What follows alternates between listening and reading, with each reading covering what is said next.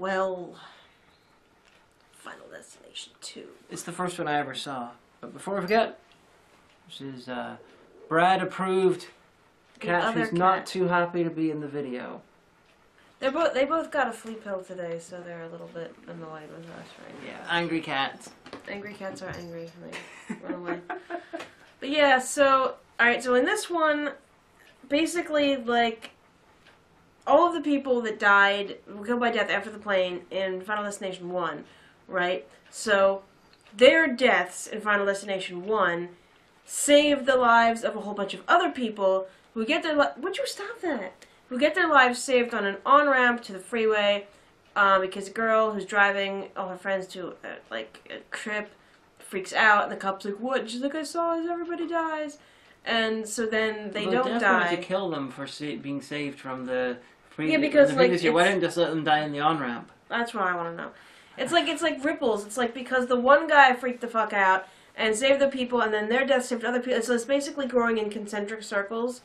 Yeah. So it's becoming like it's doing the butterfly effect of Final Destination. It's doing the Saw thing. But, you know, without Ashton Kutcher. It's doing the Saw thing, and rather than being all like, I got the killer concept for, like, you know, ongoing films. No, we're going to make them interconnected, and we're going to make it complicated and shit like that. It should have just been, oh, other people saved their lives. Oh no, death one by one. And people are just dying in the most ridiculously contrived... Like, literally, it must be... This takes place in Stony Brook, New York. Or at least that's what it said on the map. And, like... I'm having a hard time understanding how anyone in this town is able to get insurance for anything. Seriously. And, like, you'll see, like, you know, oh, you know, she's walking in and ominously smoking a cigarette. Okay, so basically what's going to happen is in 5 years when she gets lung cancer, she's attending a chemo session, and the nurse is going to trip over a cord, and the scalpel is going to go into the arm of the guy next to her who's going to... It is getting more and more ridiculous and over the top, which I enjoy. Okay, so she's at a computer, ominously, so she's going to make some bad investments on E-Trader, and then 3 years later in the crash... And a small child will get crushed by a pane of glass. That was fucking hilarious. Like, literally, I think that the last movie will end with the entire town being nuked. It accidentally should. being nuked. The final film ends cleverly, but that is how... A black hole. If there was another film, that's how it should have ended. Somebody trips over the cat and opens a black hole in the Large Hadron Collider, and just to be all, you know, be all thematic with this. Look, I've got myself a luggage strapped around my neck, so you know I can. Oh no, death is strangling me, and you know I am holding my traditional scissors, the right way up. So you know, oh no, fall forward, impaled, randomly. Yeah, physics and. Like, things work differently in this world because people just get impaled by anything. You're like sneeze, and your wooden chopstick that you got at the dollar store goes, like, through your cheek and out your spine. You're like, what the fuck happened to that woman? The one who got, like, the airbag went off? They didn't make it clear that that's what happened. Yeah, you're like, what the fuck's in her head? Was it her notebook? Actually, that's the one thing that does make sense, because those things go off with such explosive force. I love the bit where the guy... Don't fuck around with an airbag. Seriously. Like, there's videos online. I think it's like a slow-mo guy's one, but there's other people setting off airbags from, like, far away, and those things go... I mean, they're designed to go off immediately, so the power behind them, just don't fuck around with airbags. Smack. People do get, like, I loved it when the car exploded and the barbed wire fence flew off and cut the guy who was pretending to be Ashton Kutcher. Yeah, like, that doesn't... It's like, his arms and his head, and I went, oh no, CGI fall apart. Like, they would have been stopped by his bones. And, like, if barbed wire... Not if it went the cartilage, the bones. You could have But it couldn't have severed that cleanly. I mean, I know that at a certain rate it's going fast enough, but it would have been affected by it couldn't, that blast could not have sent it going the speed it would need to go completely through his torso. There is wind resistance. There is other kind of stuff, and the way that physics works is like everything that takes out a bit of force takes out a bit of force. That's why, you know, on Mythbusters when they shot through the 16 pizzas, it finally stopped like somewhere in the 14th one because eventually, even though it was shooting through cardboard and pizza, it decelerated. Deceleration happens. I'm just saying that I think I need Adam and Jamie on the scene of these movies to make sure. I think you're accurate. It's just I'm all like, death can supernaturally make it, and so it goes through, like, the parts, you know, and doesn't actually hit through any of the vertebrae, it just hits the cartilage. It's still stupid. Oh, definitely, but it's still hilarious. deceleration. And it's just... Every single death Omega's like, that doesn't make sense, that's not logical, that's stupid. And, like, literally, I think this is some kind of, like, Republican-based movie to show that, like, the dangers of an immoral life, because no one has a set of parents. Except for the one at the end. Which one at the end?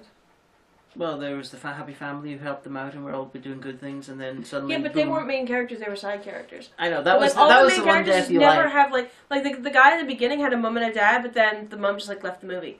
Like, you never saw her again, it was just him and the dad. And then, like, the girl was like, oh, you know, my mom remarried. My dad was my mom remarried, so I live in their house alone in the suburbs for some reason. Like, nobody, it's like the one kid and his mom was a single mom. And then we had our spicy, angry Latina who never mentions any kind of guy in her life who is the father of her child, which I find a little bit offensive, but whatever.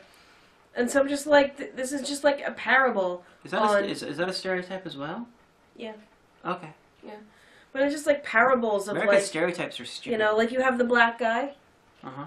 Who is black, so, I mean, obviously, like, that's bad, according to Republican America. You have the guy who's, like, a druggie, and he's like, hide my drugs and my porn, so my mom doesn't freak out, who's living a shameful lifestyle. You have the woman, and she's being, like, a self-made kind of woman. She's very assertive, and she's a smoker.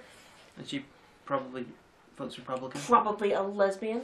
No, but, like, it just, I'm not saying I think that that's the case. It just struck me as, like, Disney families here, like, where's both parents? What's going on here? But you like the death right at the end. Yeah, this kid just did his propane. Kid who did nothing wrong. His propane drill just blows up, and his charred, severed arm falls right in front of his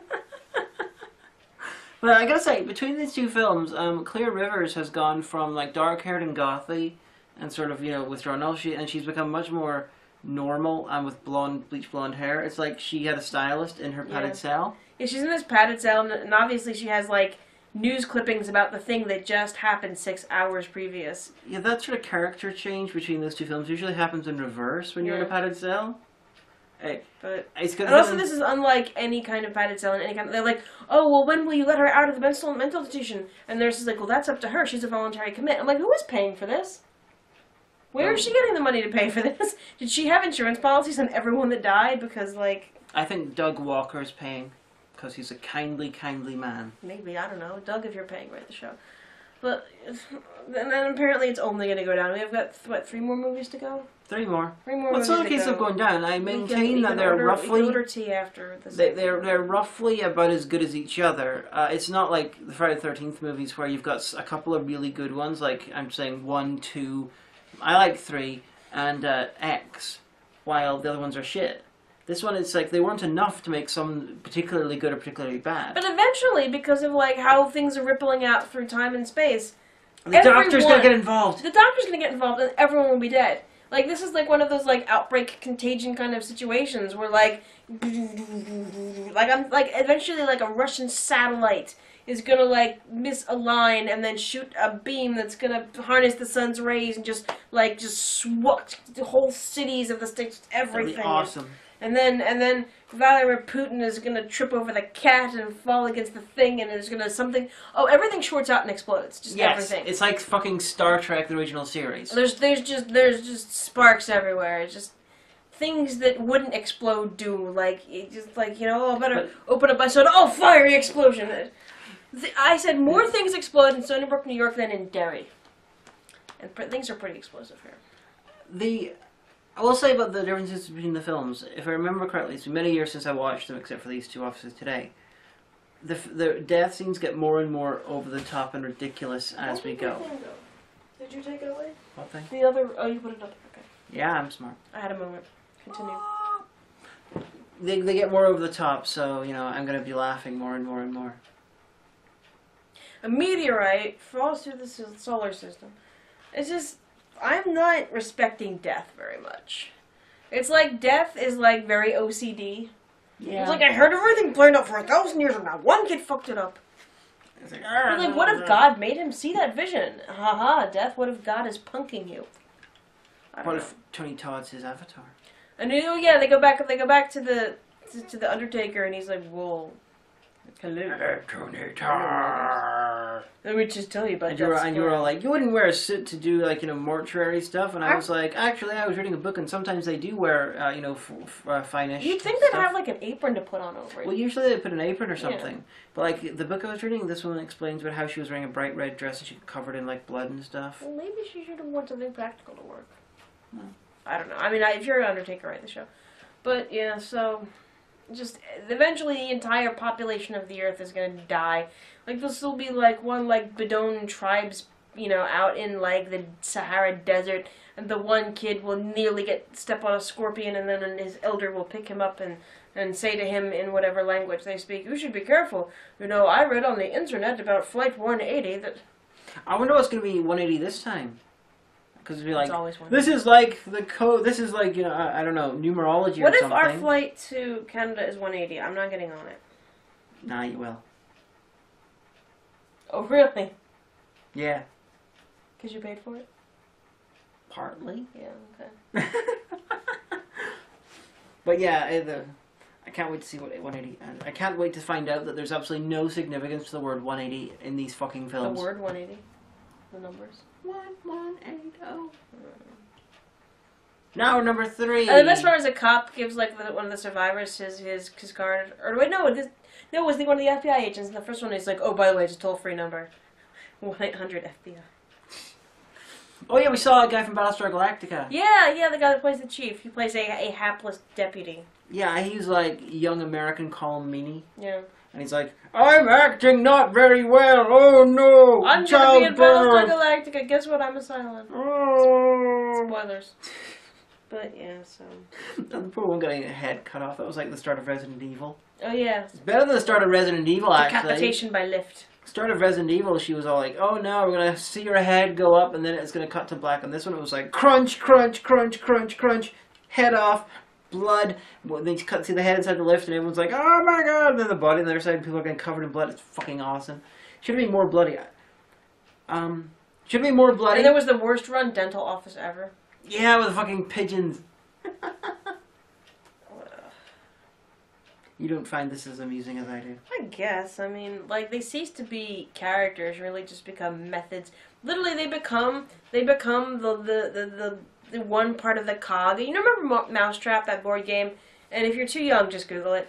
Like, the game that you were supposed to play like a board game, but all you ever did was assemble a little plastic mousetrap and then set it off, and then realize you just spent 40 minutes of your life doing that and get bored and go do something else. This is what it's like, the most elaborate set of Mousetrap ever.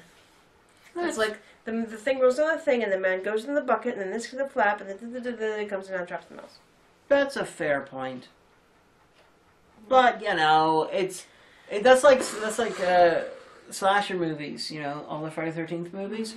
Literally, they have about 16 people getting killed in from like 3 to like 9 or whatever. There's like a ridiculous amount of people, and they're actually there literally to go there, to appear, to have some sort of defining characteristic, and then die.